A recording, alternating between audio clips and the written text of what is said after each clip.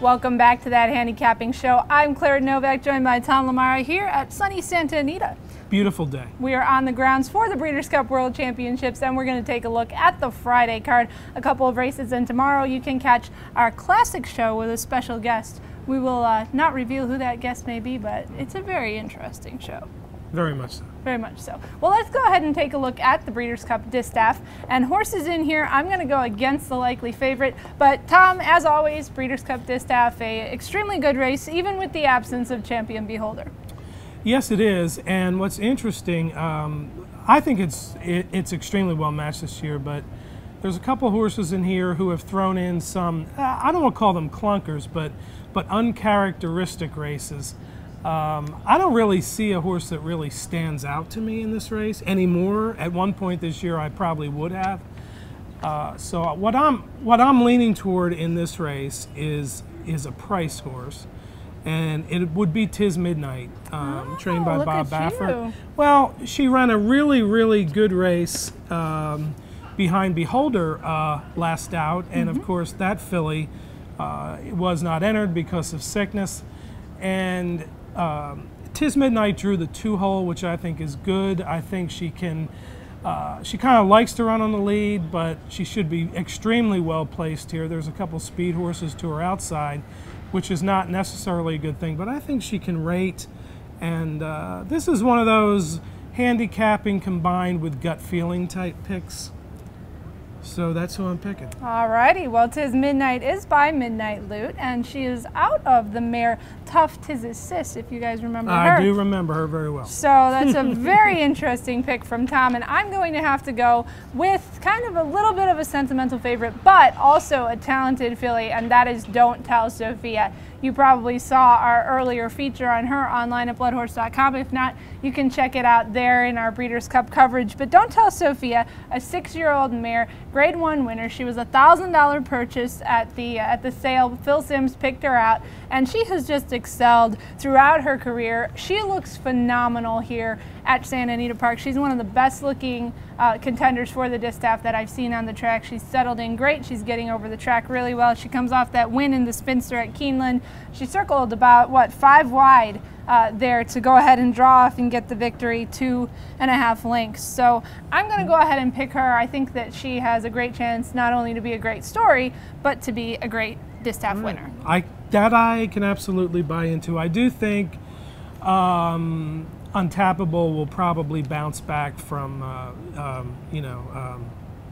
her, well, I'm sorry. She did bounce back. She bounced back in the cotillion.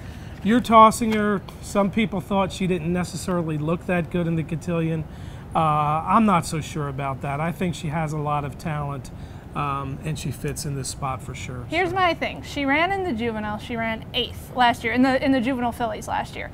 And that was her only start over the track. So for me, you know, she had a chance to run well over the track here. She didn't run well over the track here. And there's just too many good horses in this race. You're trying to really get selective. I think Closed Hatches, we know she ran a big race here last year to Beholder when she was 2nd. And I think she's also going to run well here and come back off her 4th place finish last time out in the Spinster. So I had to put her in the mix. And then I can't forget Rhea Antonia, because she ran 2nd in the Breeders' Cup Juvenile Fillies last year, was put up to be 1st. And yeah, she hasn't won since she came back, and she's been a very interestingly managed horse. However, we know she likes the track here. She puts in a great closing run, which is the type of thing that you could be looking for in this race. And so those are my 3 that I kind of want to include. And for me, Untappable, you know, I mean, I'm not a really huge fan. All right. So we'll see. Any other thoughts on the distaff? Any other horses? One other thought too is this is, I believe, the last race on the Friday card. So be sure that you're watching the races throughout the day on the dirt to see how the track may or may not be playing. Alrighty, now let's move on to the Breeders' Cup Mile, which is Saturday. Please do not make me cry, because Wise Dan is not in this race, and pretty much wide open race now. I'm going to probably end up going with Toronado. He's the top European miler. He came over here. He has a great chance, and I'm just really not sure.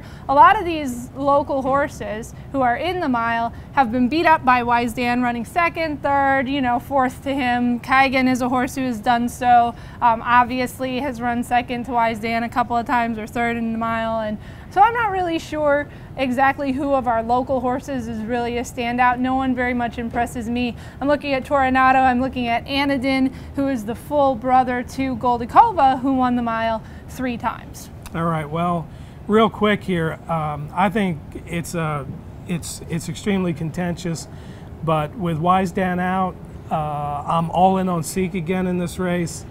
I'm really not looking past him. You know, his trip at Keeneland was not very good. He had a similar trip in New York, and he ended up winning the race.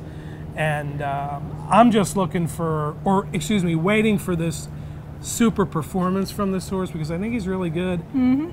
That's it. Seek again and throw whoever you want underneath. Alrighty, and we're gonna real quick go ahead and take a look at the Juvenile Fillies, a mile and a 16th. I'm just gonna throw my horses out there. Lady Zuzu for D. Wayne Lucas broke her maiden so impressively. That was the last horse ridden by the bug boy Juan Saez, who passed away in that riding accident, and she galloped her out around the turn under him. He had a really hard time getting her pulled up. She basically ended up going for another, what, quarter, I don't even know how long she went. She was all the way up around the backside before they got her pulled up, and when she got back to the test barn, they said she was hardly even breathing hard. I think she's a super talented filly. I'm going to take a look at By the Moon, that horse for Sam Siegel, and Michelle Nevin looking for a Breeders' Cup win here, and then Angela Renee, you can't go without her. Yeah, I would use the top 4 finishers in the Chandelier, which was won by Angela Renee. My top pick is Christina's Journey. Alrighty, well, we thank Briss as always for the PPs, and we thank you for watching the Handicapping Show. Be sure to follow all of our coverage on bloodhorse.com. Follow us on Twitter at @BH_T LaMarra, at @BH_C Novak, at Bloodhorse for continued Breeders' Cup coverage.